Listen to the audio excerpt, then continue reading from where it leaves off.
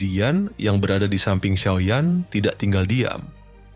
Dia mengejek sosok bayangan hitam itu, mengatakan bahwa binatang pil itu bukan milik siapapun, dan bahwa jika dia memiliki kemampuan, dia harus melepaskannya dan melihat kemana binatang pil itu akan lari. Namun, sosok bayangan hitam itu hanya mendengus dan tetap mencengkeram binatang pil dengan erat. Xiaoyan memutuskan untuk bertindak. Api ungu coklat menyala di sekujur tubuhnya, dan dengan langkah yang cepat, dia menyerang sosok bayangan hitam itu. Namun, wanita itu dengan lincah menghindari serangan Xiaoyan.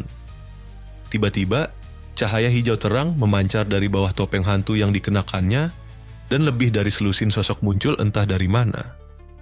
Mereka adalah ahli-ahli yang dikendalikan oleh sosok bayangan hitam itu, dan mereka langsung menyerang Xiaoyan. Xiaoyan, meskipun terkejut, tidak panik.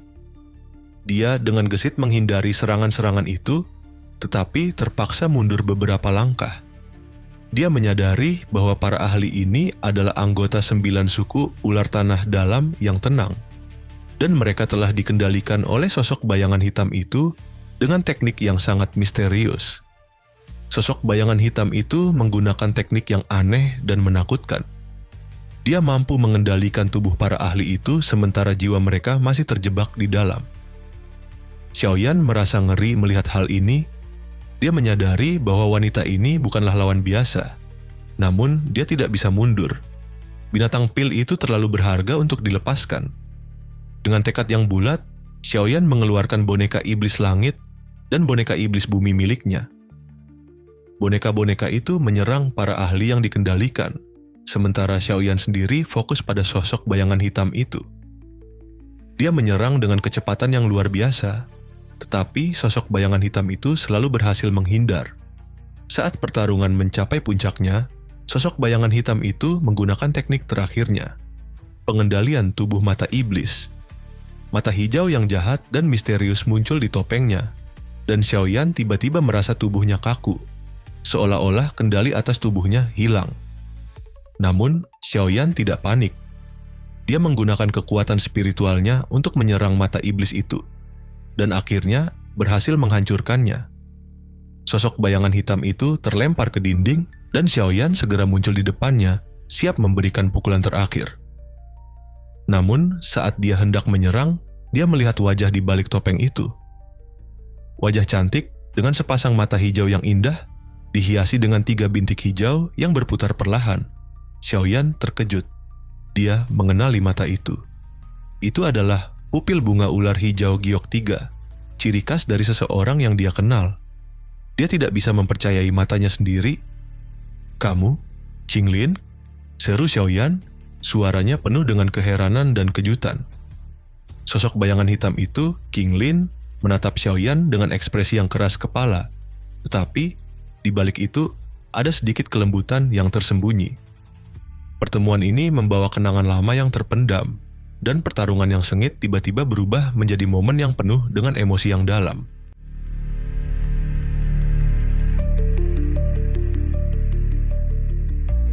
Di dunia yang penuh dengan keajaiban dan kekuatan misterius, pupil bunga ular hijau giok 3 adalah salah satu hal yang paling langka dan misterius.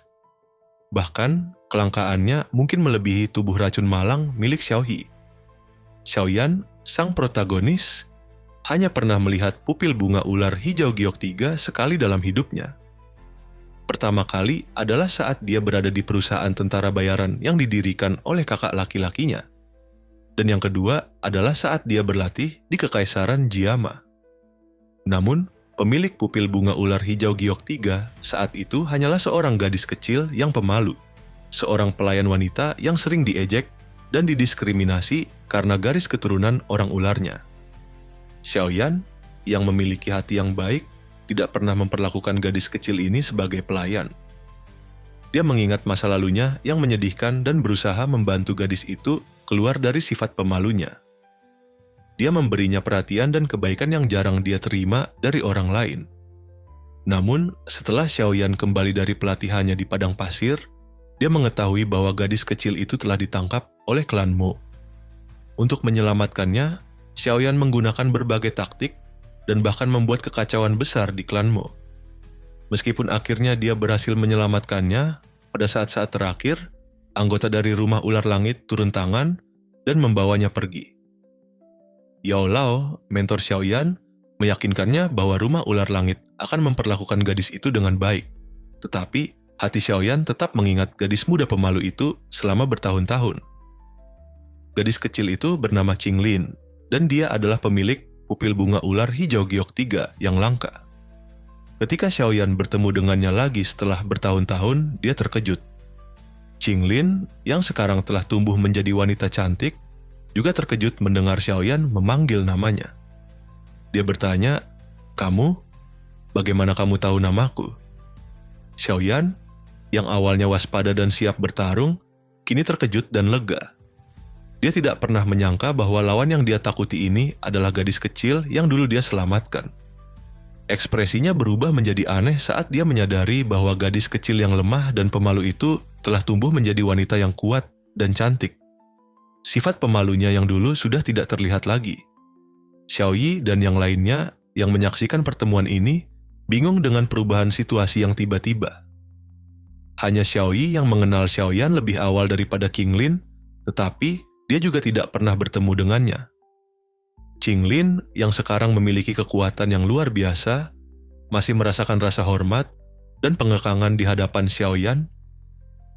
Meskipun dia sekarang adalah ahli tingkat atas di benua itu, dia masih menganggap Xiaoyan sebagai tuan muda yang dulu membantunya. Dia bahkan menolak untuk memanggilnya kakak, seperti yang disarankan Xiaoyan, karena dia lebih nyaman memanggilnya tuan muda Xiaoyan. Xiaoyan yang penuh perhatian segera menyadari bahwa Qinglin sedang dalam masalah. Tubuhnya dipenuhi dengan racun mematikan yang dikenal sebagai racun pengkikis jantung ular sanca kaisar, salah satu racun paling mematikan di dunia. Racun ini tidak memiliki penawar yang diketahui, tetapi Xiaoyan yakin bahwa tidak ada yang tidak mungkin di alam semesta ini. Dia berjanji untuk membantu Qinglin menyembuhkan racunnya. Qinglin yang telah melarikan diri dari rumah ular langit karena tidak ingin dijodohkan dengan putra kepala suku, merasa lega bertemu dengan Xiaoyan lagi. Dia telah mencari Xiaoyan selama bertahun-tahun, dan akhirnya mereka bertemu di tempat yang tidak terduga. Dengan bantuan Xiaoyan dan sekutunya, Qinglin yakin bahwa dia akan bisa mengatasi racun yang menggerogoti tubuhnya. Pertemuan ini tidak hanya menyatukan kembali dua teman lama, tetapi juga memperkuat barisan Xiaoyan dalam menghadapi musuh-musuh yang lebih kuat di masa depan.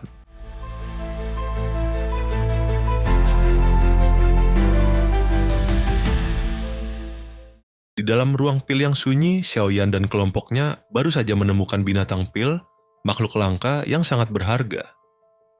Namun, ketegangan tiba-tiba muncul antara Qinglin dan Ziyan. Ziyan, dengan ekspresi kesal, melirik Qinglin dan berkata, dia bahkan mencoba mengendalikanku malam itu." Qinglin, dengan wajah sedikit malu, buru-buru menjelaskan, "Itu salah paham. Aku bisa melihat wujud asli seseorang. Saat itu, kupikir kau adalah ular piton tanah dalam 9 tenang. Tubuh aslimu sangat mirip dengan keluarga kerajaan mereka." Ziyan tidak puas dengan penjelasan itu.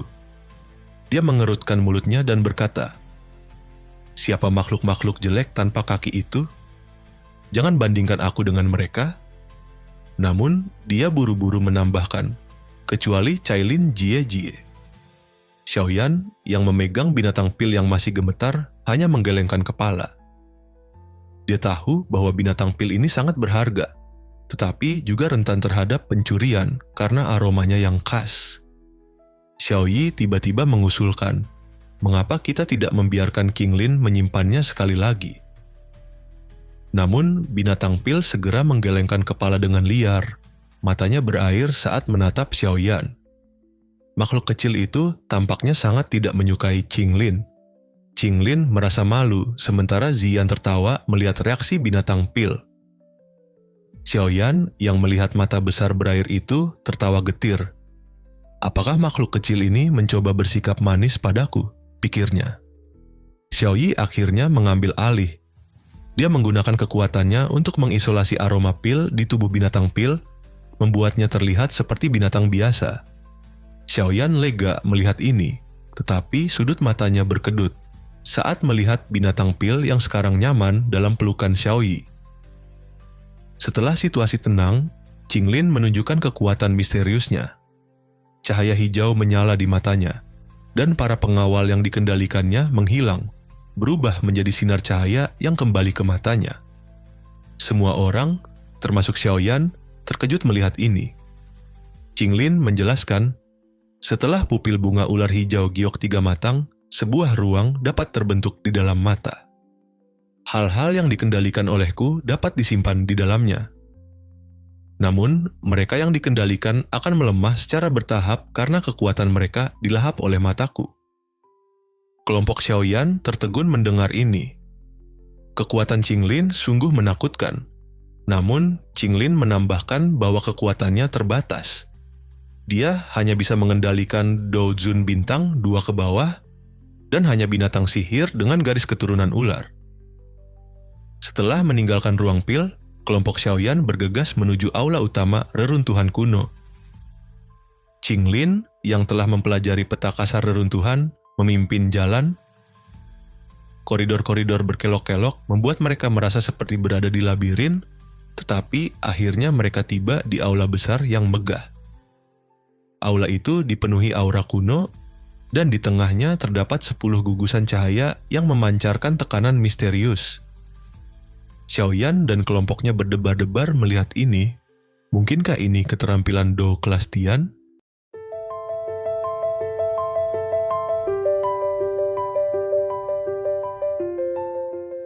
Di tengah aula, mereka juga menemukan kerangka Dou Sheng Elite. Tekanan yang datang dari kerangka itu begitu kuat, membuat semua orang merasa tertekan. Qinglin dengan lembut berkata, ini adalah aula utama dari sisa-sisa itu. Tiba-tiba, mereka menyadari bahwa mereka tidak sendirian. Feng Qing'er dan kelompoknya sudah berada di sana, bersama dengan banyak ahli lain yang aura mereka sangat kuat. Xiaoyan tersenyum sinis. Wah, cepat sekali mereka datangnya, katanya. Persaingan untuk mendapatkan harta karun di aula utama pun dimulai. Xiaoyan dan kelompoknya siap menghadapi segala tantangan, sambil menjaga binatang pil yang berharga dalam pelukan Xiaoyi. Aula besar yang megah dipenuhi oleh berbagai faksi kuat dari Central Plains, termasuk suku Iblis Phoenix, Pavilion Petir Angin, Lembah Sungai Es, dan Lembah Api yang membara. Semua mata tertuju pada 10 gugusan cahaya yang menggantung di tengah aula. Diyakini berisi teknik Do kelas Tian. Namun, hanya 1 dari 10 itu yang asli, sedangkan 9 lainnya adalah palsu. Xiaoyan dan kelompoknya memasuki aula dengan penuh kewaspadaan. Mereka langsung menarik perhatian banyak orang, terutama dari faksi-faksi yang bermusuhan dengannya. Feng Qing'er dari suku Iblis Phoenix Surgawi menatapnya dengan tatapan gelap, sementara Tang Zhen dari Lembah Api yang membara menyambutnya dengan senyum ramah. Teman muda Xiaoyan, datang tepat waktu lebih baik daripada datang lebih awal, kata Tang Zhen sambil tersenyum. Segel di tempat ini semakin melemah. Kemungkinan besar segel itu akan segera menghilang. Xiaoyan mengangguk. Matanya menyapu 10 gugusan cahaya. Hanya 1 yang asli, ya? Ini akan menjadi pertarungan sengit. Di tengah aula, terdapat kerangka Dou Sheng Elite yang duduk di kursi batu, dikelilingi oleh selusin boneka batu yang tampak seperti patung. Meskipun tidak bergerak, aura mereka menakutkan.